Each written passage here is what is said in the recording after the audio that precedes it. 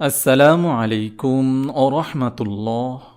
এক ভাই প্রশ্ন করেছেন, এই বছর আশুরার রোজা কবে ও আশুরার রোজা কয়টি, আশুরার রোজার ফজিলত কী এবং মুহররমের রোজা কি ৯ এবং ১০ তারিখে রাখতে হবে নাকি ১০ এবং ১১ তারিখে রাখলেও চলবে? ইন্নাল হামদুলিল্লাহ ওয়াসসালাতু ওয়াসসালামু আলা রাসূলিল্লাহ আম্মা বা'দ। রাসূল সাল্লাল্লাহু আলাইহি ওয়াসাল্লাম এক্ষেত্রে একটি সুন্দর মূলনীতি দিয়েছেন। আবু হুরায়রা রাদিয়াল্লাহু তাআলা আনহু হতে এটি বর্ণিত হয়েছে এবং এই হাদিসটি সহিহ মুসলিমেও রয়েছে। রাসূল সাল্লাল্লাহু আলাইহি ওয়াসাল্লাম ইরশাদ করেছেন, রমজান মাসের পর সবচেয়ে উত্তম রোজা হল মুহররম মাসের রোজা। সেক্ষেত্রে মুহররম মাসে অনেক বেশি রোজা রাখতে পারেন। সেটি কিন্তু শুধু আশুরা নয়, আপনি ১ তারিখ থেকে শুরু করে একদম ৩০ তারিখ পর্যন্ত ১০-১৫টি যত খুশি রোজা রাখতে পারেন। এটা হলো সর্বোত্তম। এরপর আশুরা কেন্দ্রিক যে রোজাগুলো, আশুরা মানে দশমী অর্থাৎ মুহররম মাসের ১০ তারিখ, সেগুলো রাখতে পারেন।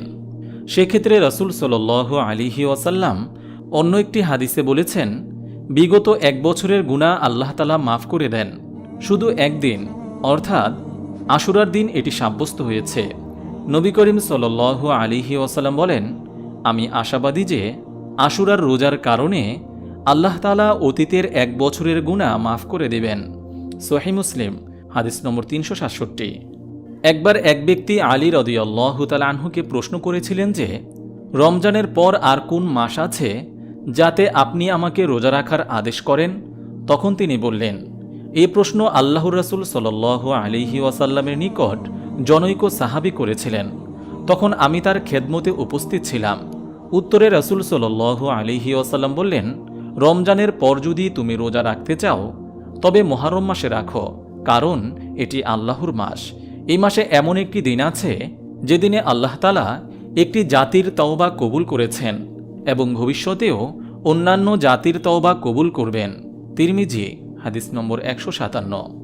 আশুরার রোজা সম্পর্কে এক হাদিসে আছে, তোমরা আশুরার রোজা রাখো এবং ইহুদিদের সাদৃশ্য পরিত্যাগ করো।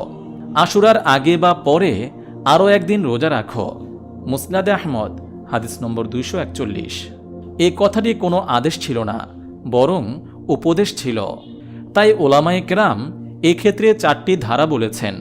কেউ কেউ বলেছেন সর্বোত্তম হল ৯ এবং ১০, দ্বিতীয় ধাপে বলেছেন ১০ এবং ১১, তৃতীয় ধাপে বলেছেন ৯, ১০, ১১ এই ৩ দিন একাধারে এবং চতুর্থ ধাপে বলেছেন সমস্যা থাকলে শুধু ১০ তারিখে রোজা রাখতে।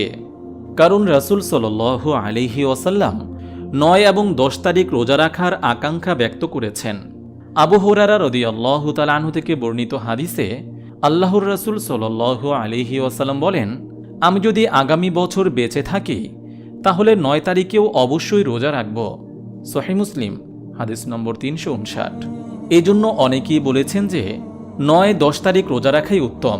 কেউ যদি ৯ তারিখ রাখতে ব্যর্থ হন, সে ১০ এবং ১১ তারিখ রাখবেন, বা সমস্যা থাকলে শুধু ১০ তারিখেও মুহররমের রোজা রাখতে পারেন।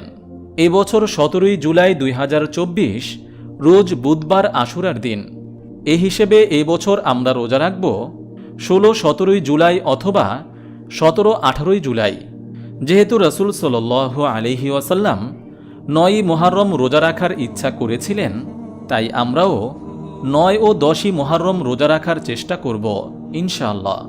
আল্লাহ তাআলা আমাদের সবাইকে তৌফিক দান করুন, আমিন।